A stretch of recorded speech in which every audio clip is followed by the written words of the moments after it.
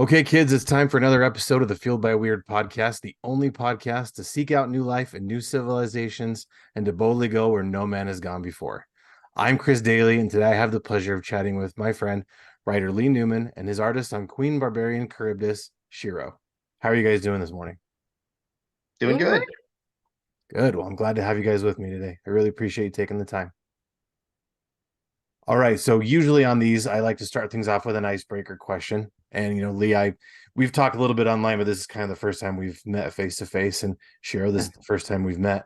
So my question today for you guys is, what is the most underrated song that everyone should listen to at least once in their lives? Wow, that is a deep question. That is a serious icebreaker. Right? I've got some Um, good ones.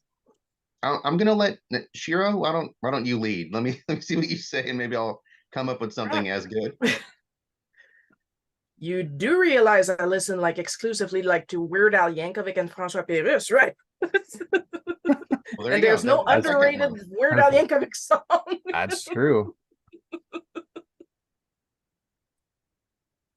I guess I really like Prince, so I think if I had to pick something, it'd be something out of the Prince catalog. Like Purple Rain's a good one. That's like an iconic song. That's a good one. I think for me, and this is kind of a weird one, and some people would think this is sacrilege because I'm skipping a couple of holidays, but my song is my favorite Christmas song ever, Okay. and it's going to be one that no one really will expect, but it's Dominic the Donkey by Lou Monte. If you I guys have no idea what that is, but I will definitely be listening to that because you said I should listen to it at least once in my lifetime. So I will share it with you guys. Yes, Actually, please. really quick, I will get the link and I'll just copy it into the chat really fast. If I can find the chat. There it is right there. And there we go. Now you guys can have it for reference for later. that's excellent. It's the weirdest song, but I absolutely love it. And every year when it's that holiday season, have to listen to it at least once, and that really gets me in the holiday season spirit. So it's a weird song, but it's a fun song. So I need to just tell everybody about it because it's in no way a good song, but it's a fun song. And if you're a fan of Weird Al Shiro, you're gonna really enjoy this song, I think. Yay. Perfect. Okay, so the concept of Fueled by Weird is basically all the stuff that you're into, all the stuff that you like doing, your hobbies, likes, interests, all that stuff.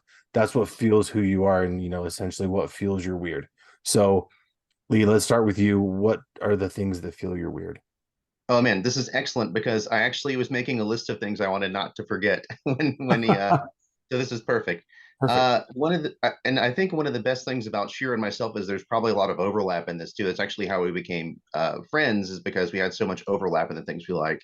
I love like pulpy old horror comics like EC and Warren stuff. Mhm. Anything like kind of like vintagey horror stuff, like like the old classic Halloween decorations and things like that. Obviously, I grew up on things like 80s cartoons, Masters of the Universe, and then into like the 90s stuff like Pirates of Dark Water and things like that. So, been reading comic books since I was a kid. I mean, I love the medium. I pretty much anything like visual movies, TV shows, music. It's a lot. I mean, it's really a melting pot of things that I enjoy. I mean, I put on music while I write to kind of get me in the mood for whatever I'm writing. We actually Yeah. have a whole Barbarian Queen Karybdis playlist that I put together for myself, but share it publicly. Oh, Um, nice. You'll have so, to share that with me. I'm very interested. oh, absolutely, yeah. You. But that's pretty much me. Is like old. If I had to put a pin on one thing, it's like old horror stuff. Okay. Um, because I really like gritty old horror stuff and like really gritty indie stuff like the original Eastman layered TMNT comics. Mm. So like the black and white ones, like you'll see a lot of that in the comic that we're making too. So that's a lot of Yeah. inspiration for me. It's kind of like that cusp of indie 90s kind of stuff. That's cool. Yeah, see, me myself, I'm not a huge horror fan. I mean, there's some of the newer stuff that Ooh. I will there's some of the newer stuff I'll make exceptions for, like The Strangers is one. That one kind of really I dig. I just saw the trailer yesterday for the new reboot they're doing, and it looks incredible. And the Saw movies. just because they're more kind of mess with your head. They really make you think and really kind of get into your brain. That's kind of the ones I really like. But for the most part, I'm not a super big fan of horror, except for, like you said, the classic like Universal monsters, all like the old school stuff. I really dig that stuff. So I'm a big fan. Um, and there was something else. Oh, and the fact that you are one of only one other, you and one other person, the only people I've ever heard mention Pirates of Dark Water, and I think that's Really? incredible.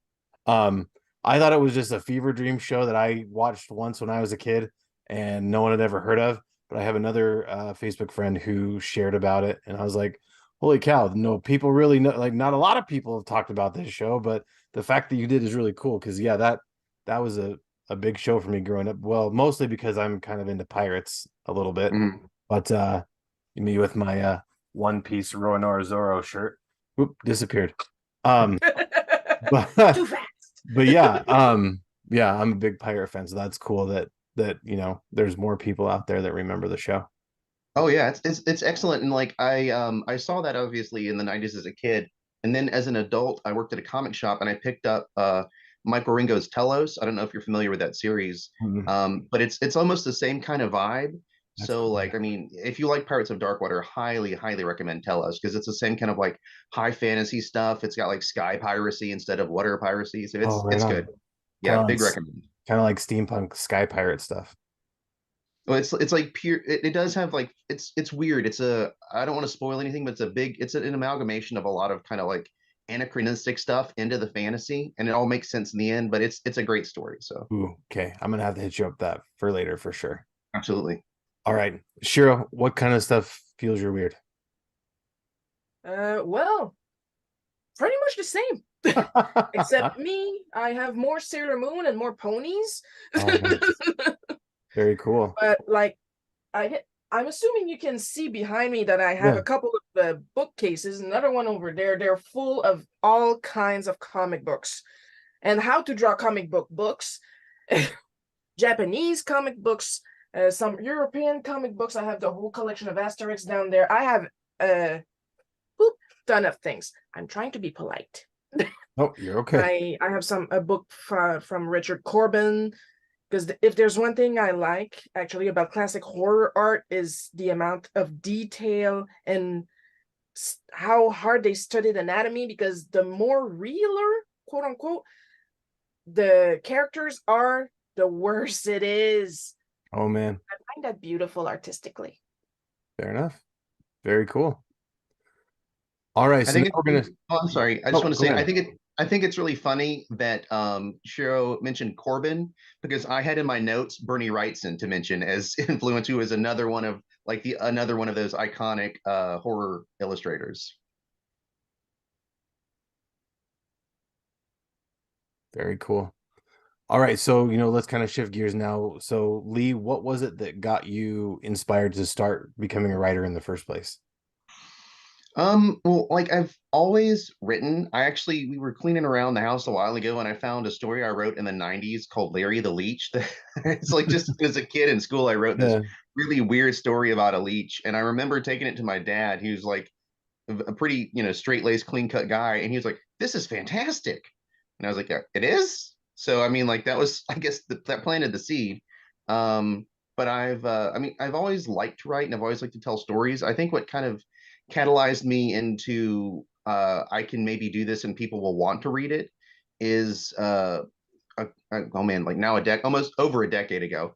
I wrote a horror story for a radio station. Rob Zombie and Alice Cooper were touring together at Halloween, and they said if you can write a horror story and we like it, we give you tickets and backstage passes. And I couldn't afford either one of those, so I wrote a horror story, and not only did they accept it, but they gave me backstage passes to meet Rob Zombie and Alice Cooper, and So, I got to go to the show and didn't have to pay for the tickets or anything. So it was pretty cool. And I actually ended up, that was the start of my Odditorium horror series. I actually kind of led that into a whole series of prose stories I wrote that then we later spun that off into short comics that are free to read on Global Comics. very cool. And that's cool that your dad was kind of your launching point, because that's kind of how it worked for me too. He was my biggest fan. I was always really excited when I had new stuff to show. Hey, be the first one. I'd always want to run to show, just because he always, I don't really know if he actually really liked it, but just the fact that he told me he did kind of was just enough for me. And I just, that was kind of it for me. So I just always used to kind of write for him. So that's very cool that we kind of have that in common. All right, Shiro, what was it that got you inspired to become an artist? Um, I'd like to say that professionally, what inspired me to become an artist was Sailor Moon. Was watching Sailor Moon on YTV. Oh my God, they're Canadian. That's cool. I know a lot of friends when I was going through Because school got inspired by Sailor Moon and stuff like that because they would draw that all the time. That's very cool. and that's what I did. But if you count when I started drawing constantly, I was 3 years old. Wow, My mom still has my first official drawings in her wallet, laminated. It's super cute. It's a little bird and a doggy. that's cool. But like I started then and I haven't stopped yet. I'm pretty sure even if my hand falls off, I'll still find a way to draw. I'm a little obsessed, just little bit. That's good. That's good. Being passionate about that kind of thing is different. Very, very cool. I know my daughter, my oldest daughter, has been drawing ever since she was about the same age. So it's very cool to kind of see that progression from, when you start to now. Just you can see, when you're in the moment, you might not feel like you're getting any better, but when you can see where you started to where you are now, that's very cool that your mom kept all that stuff. Mm. Very cool. All right, so Shiro, we're going to start with you this time. When you go into a session where you're going to sit down and try and draw something, whether it's, when you're not trying to draw a comic for someone, where do you get your inspiration from? Where do you get your ideas from of what you want to create? That part's hard to tell. Because Okay. usually when I sit down and I start to draw for myself, I kind of zone out, and like 3 hours later, I blink and oh, there's art. That's okay. I I seriously I seriously zone out, like I'm not there. I might hear my mom call me when she needs something, but it doesn't really register sometimes. And it's just it's just there because I have several styles that I like to play in. And Yeah. sometimes I'll have an idea. Okay, I want to draw an action scene in this style, and then it just happens. It There's no real thinking or planning process. It just happens. It's just kind of that's cool that it just kind of just happens that way. That's very cool that you can just very I it's I as never organic to really you as breathing. experienced artist block. That's what's going on. That's fair. I mean, that's cool that, just like it's just as natural to you as breathing. That's very cool. I like that. All right, Lee, where do you get your Well, inspiration from? what are my inspirations? Before we Yeah. get going, I want to say something that Shiro glossed over. They mentioned drawing in a specific style. I have never met someone who can style switch like Shiro does. I mean, literally, when you hear in that style, that's exactly what it means. Like I mean, I can say, hey, can you do this like Archie, or could you do this like old horror comics, or can you do this like Dragon Ball Z? And it's just like it's crazy. It's amazing. That's cool. Um, yeah, it's mind blowing the amount of style chameleonry, but still maintaining a sense of Shiro's own artwork and everything that's done. Um, but I guess now we got to talk about me. Yes, please. I guess when I Please sit down to start, continue. oh yeah, let me just keep talking about Shiro. I could. I'm okay with that. When I sit down to write, I think when I write for me, uh, I usually have like an idea. Like a lot of times, if I'm writing for me, it's usually one of these kind of Twilight Zone type stories because I that's kind of like my leisure writing is just to do these little mini stories, like little short stories. So I'll just have an idea, or if it's a comic, I'll usually have like a piece of dialogue in my head, Sure. especially if it's like a joke or something I want to tell, or like a specific story segment. Like, okay, wouldn't it be cool if a giant raptor leapt out of the bushes and in our barbarian story? Okay, so how do we make that work in the context of a story? Or wouldn't this be a good plot twist for a short horror story?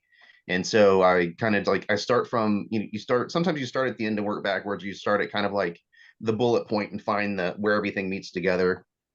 Also, sometimes I do just do the Shiro method and sit down to write, blackout, and there's a story. So sometimes that happens. That works. And it's We'll funny join the points later. that there you go. You just get all everything out and just make it make sense later.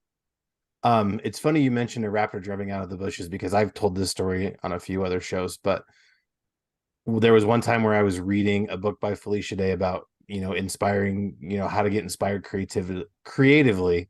Can't talk this morning. It's still too early. And I haven't had enough caffeine.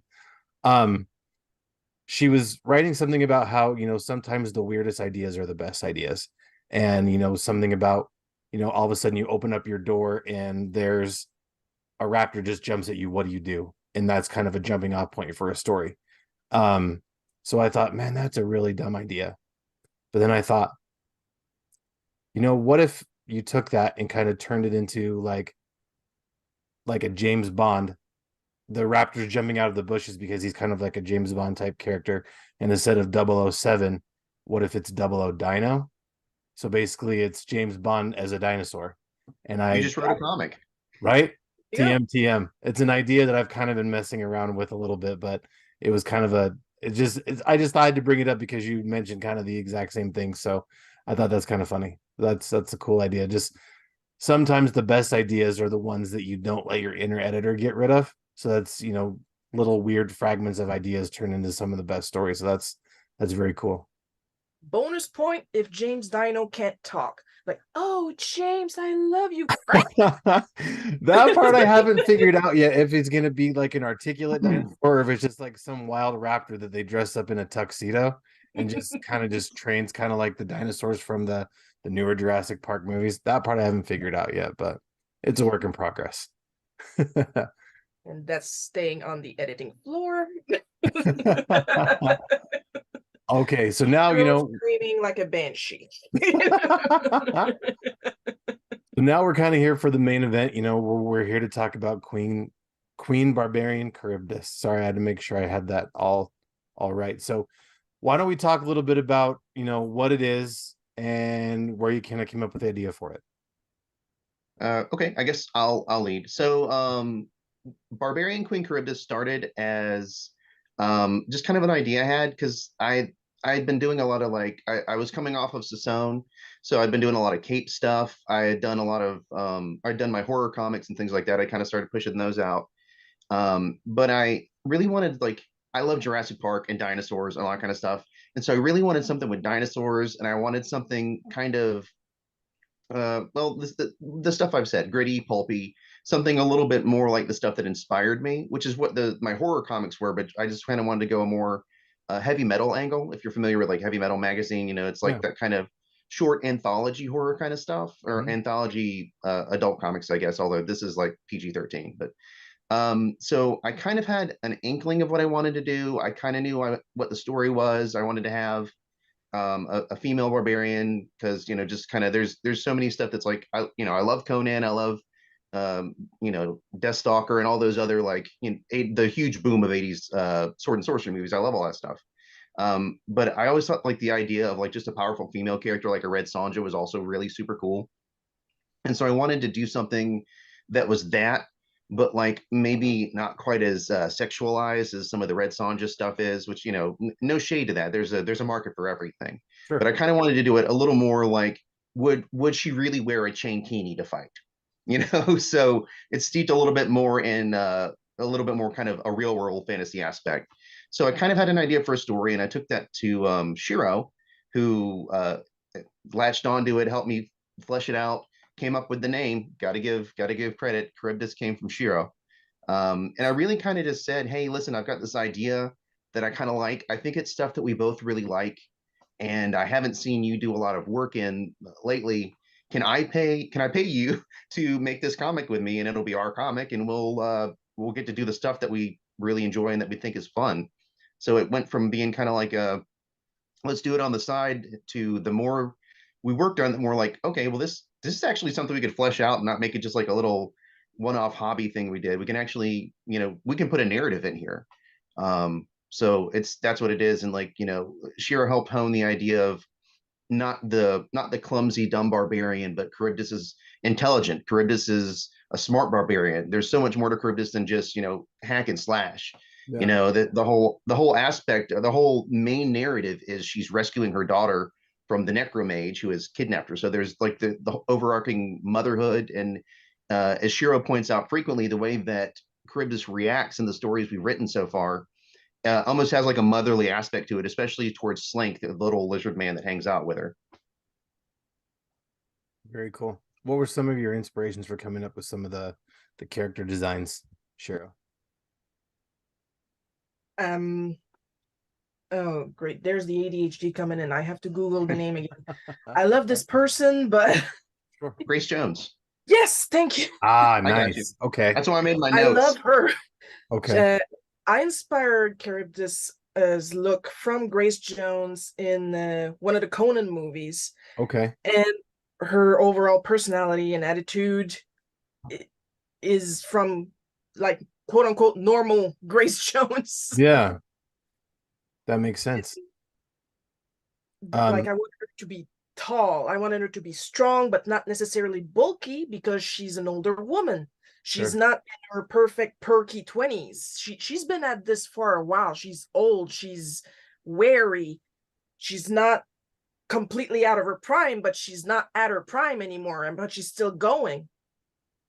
That's cool. Yeah, definitely. I can now, I can definitely see the resemblance for sure. What about your inspirations for her sidekick Slink? Oh, Slink, I just slapped some lizard pieces together. But I will admit he's a little bit inspired by the thief character in Conan also. Okay. He's a little bit cowardly, but not completely. He has confidence because he has Kay with him. Very cool. And he's sneaky, but he's not evil. So he's kind of sort of well balanced. He's obviously the comic relief, but he's also like very loyal.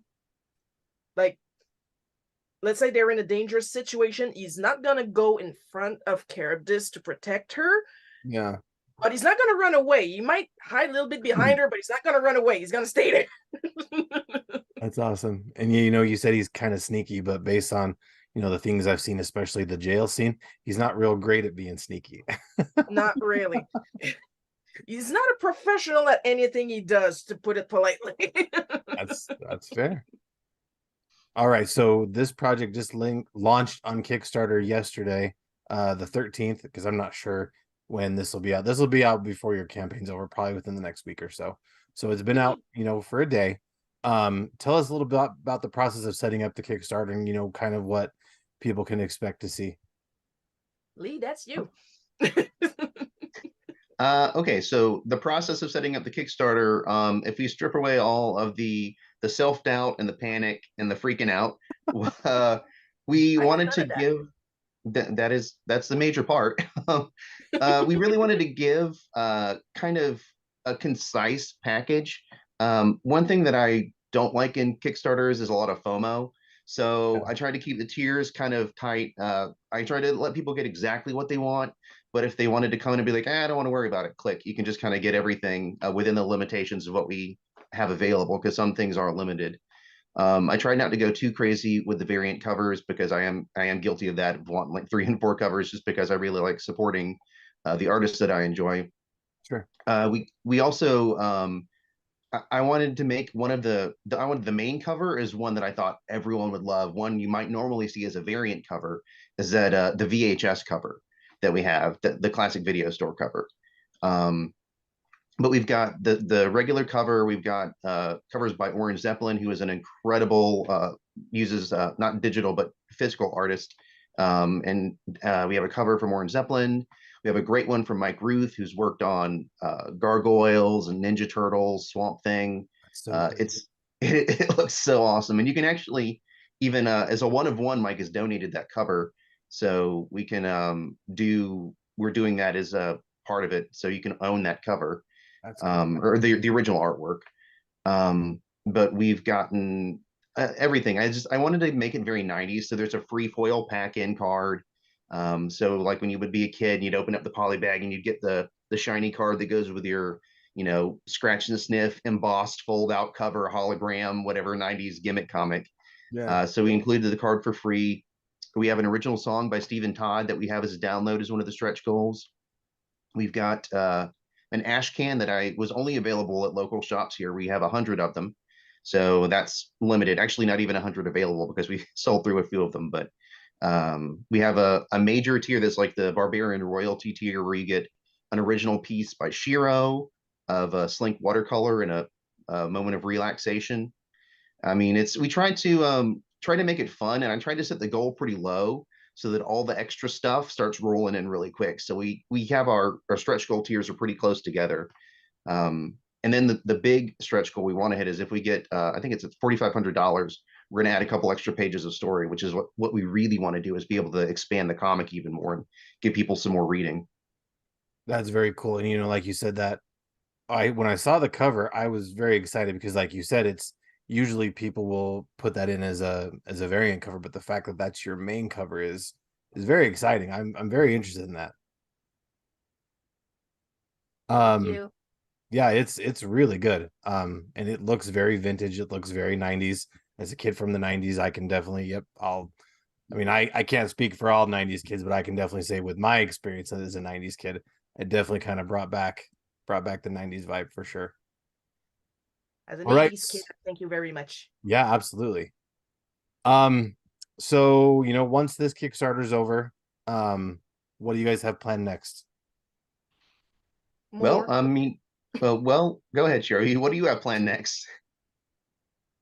more Charybdis. I am enjoying my time on that book so much, and I've drawn what 3 pages, and I'm already having the time of my life. I definitely want to make more. I want to go through that entire story as fast as I can because I'm having that much fun. Very cool. I would agree. Actually, this is I can't remember, and I love every book that I've written has been a good time, but the amount of like camaraderie and it's just because Shira and I are co-creators on this. It's not a situation where I'm just a writer that hired an artist. I chose someone specifically who I knew shared my the things that I enjoyed, so that we can make a book that's almost like just fun. And I mean, it's not like fun; it is fun. I've had such a good time writing it. I've Yeah. had such a good time just shooting different ideas to Shiro. And I know that when I hear you better write that down, that I better write that down because it's something that's going to be good. I mean, we've already made some major story beats. We already kind of know, well, not kind of, we already know how it ends. We know what happens in the finale already. So if everyone will just get us there, then we've got a really cool story that has an ending that you're not going to be able to predict and a crossover you're not going to be able to predict. So I'm really excited for that. But we've definitely put a lot of love and a lot of heart into trying to make this as authentic as we can for the people who enjoy this type of media, this type of comic that you might not necessarily be able to find easily anymore. But yeah, I mean, we call them episodes because each it's not like a regular standard 24 issue comic. Each story is like an episode like you would get on a Saturday morning cartoon. So each story is like between 6 to 10 pages. So in this first founders edition, you get 2 episodes, episodes 1 and 2, and then you get what we call a side quest, which is what that little 2 page story is, which is sort of like the GI Joe PSA at the end. It's like they're like, okay, the episode's over, but we got to fill an extra 3 minutes. So that's what the side quests are. It's like kind of these floating stories that just take place outside of the standard timeline. But just kind of like our little, we got 5 more minutes to, or a few more minutes to fill in the episode. Yeah. And we're really selling that kind of story as a cartoon aspect from that. So I've written several episodes so far, and we have so many ideas, and we have a whole like laundry list of things we want to include from all of the things that inspired us, just things from like Conan and classic horror and classic fantasy. There's everything in here. It started kind of a little more serious, but the more we found out that some gags work and the levity actually gives it a little more heart, we started putting a few more gags in there. That's awesome. So you said you had the ending planned out. If ideally, if you're able to fund all of the issues to get to the end, how many issues are you looking at? That's tough because like we didn't really start it, like we knew how it ended, but the whole thing is especially with like the Conan stories and things like that in comics, it's Conan's a good example of kind of like our template that we use because those stories do kind of float around the lore you Sure. know, so you can kind of detach things. So we kind of tried to write it with that serialized sort of you know, newspaper comic strip. You could pick this up and, oh, okay, this is, let's see what they're up to in this one, and then maybe you go back. So like there is a narrative, but you know, I could easily see us doing 20 issues before we hit the end, because we have so many and so many different stories. Like we literally have, I have a whole page of bullet points of places, different characters, different story elements, different things you want to include. And basically it's like Shiro put it really well. We're two adults banging action figures together. That's what we're doing. Yeah, So that's exactly what we're doing. every time it's time to write, we just go to the toy box and go pick up some stuff and like, let's play with these today. And that's what we do. That's awesome. So yeah, it's a lot of fun. Perfect. That's a heck of a story too, Luigi and Weird Al. That's perfect. Yeah. That's a heck of a story. Cool. All right. Well, we'll go ahead and wrap things up. For the ending, I like to usually ask everybody what's some advice you'd give to, want to be your up and coming creatives, just, to help kind of get them started. Shiro, let's start with you. What's some advice that you'd give? Do it. Sounds simple, but it's incredibly hard for a lot of young creators because they do come to me and they ask me, how do I start? Just start. I'm not good enough. I don't care. Just start. You will be good enough in your eyes eventually. Trust me, even if you're doing like stick figure comics, somebody will love you. That is the whole point of Cyanide and Happiness. Yeah. There's definitely a market out there for that, that XYCD or whatever. I don't remember the name of it, but I know there's that whole series of just stick figures. So yeah, and you can't get better if you don't ever start. Exactly. I want to wait till I'm good enough before I start. No, no, no, no. You start now. Now. Take the pen. Do it. Now. I'm looking at you. Do it. Yeah, for sure. I mean, I know I've talked to friends where like, I have this great idea for a story, but it needs to cook in my brain a little bit longer. Like, why? You can't. I mean, yeah, sure, you can fix stuff in your head and move stuff around, but really you can't really start making it until you start putting it out there. So why wait? It's like right now I'm currently like peer pressuring one of my friends who has this story that he wants to put online called Mongrel. It's another fantasy setting. It's a knight that was cursed into about a dog this big. He's still Wow. technically a human, but he's got this big bulldog head, and he was cursed because he started like feeling superior to people, and that's not good for a knight. He's supposed to be good. Sure. But he copped an attitude with a witch, and the witch said, I ain't gonna have any of that around here, buddy. Fair enough. I'm like, put it out. And he said, but I'm not good enough yet. I'm going, You can't get good if you don't ever start. exactly. That's good advice. All right, Lee, what about you? Well, for starters, I would like to publicly peer pressure that person also into releasing that story, because that sounds awesome. It is. So I agree, just do that. But building on what Shiro said, it really, from a writing aspect, just start writing.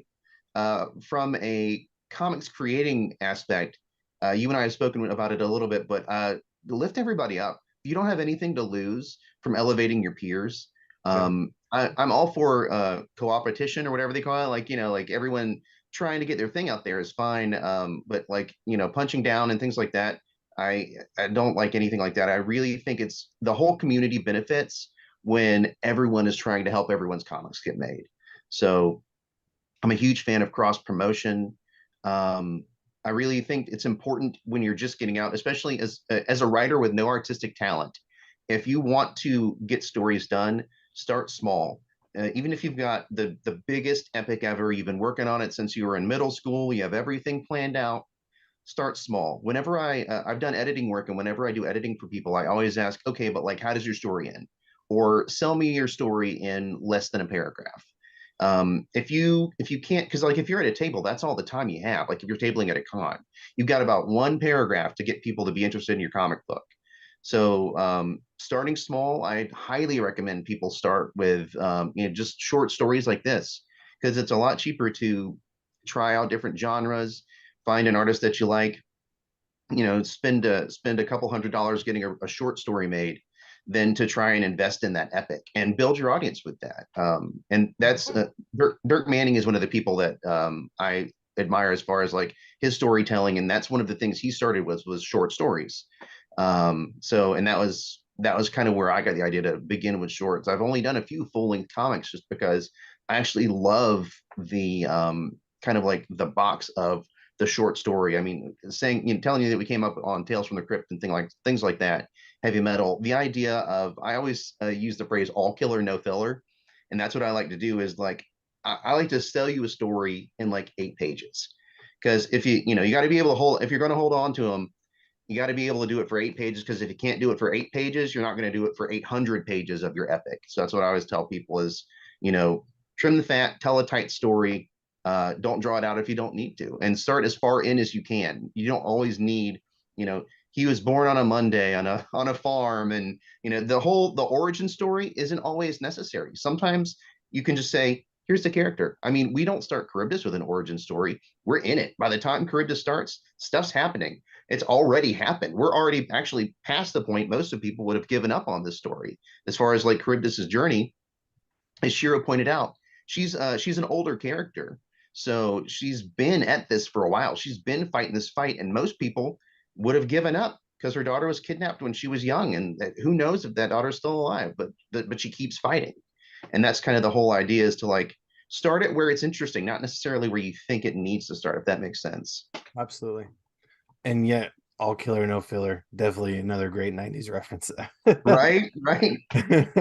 And yeah, as a short story writer myself, I definitely can relate with a lot of that. And Dirk Manning, a fantastic guy. I actually interviewed him a few shows back, and he's very, very inspirational dude. He's so great. And like you said, it's hard to create by yourself.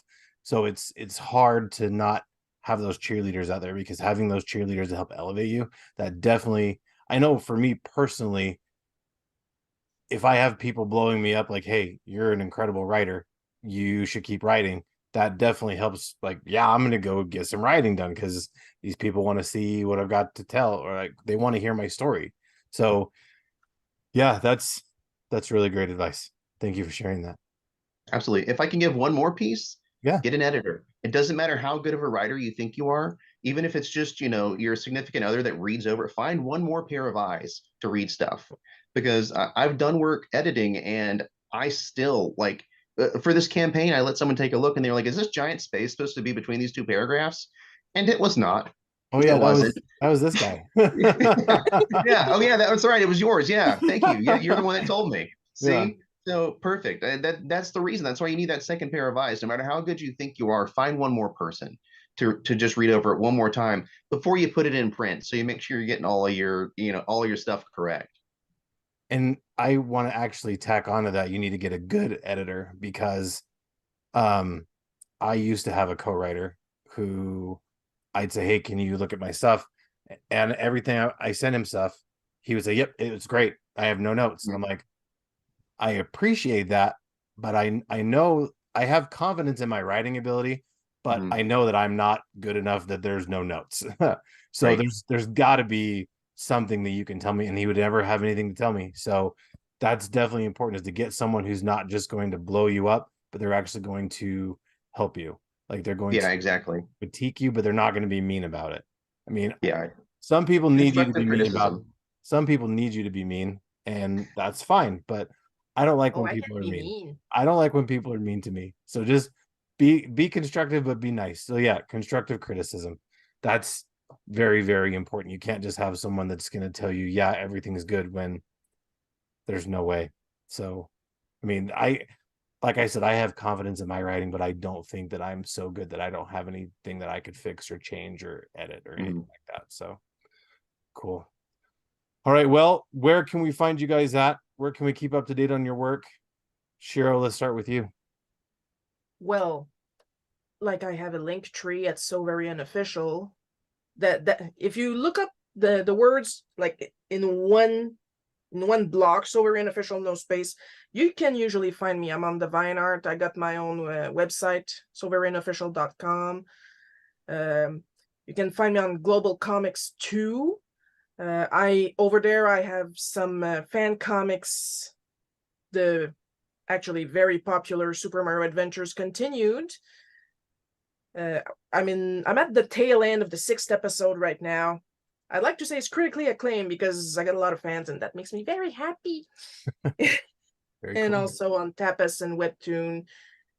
Once again, So Very Unofficial. If you're looking for Bootleg Cookie, that's my autobiographical. Hey, c'est dur à dire quand t'es française, ça. Comic. Basically, real stories that happened to me that I don't even believe happened to me, but I was there, so yeah, they did. Awesome. All right, Lee, where can we find you?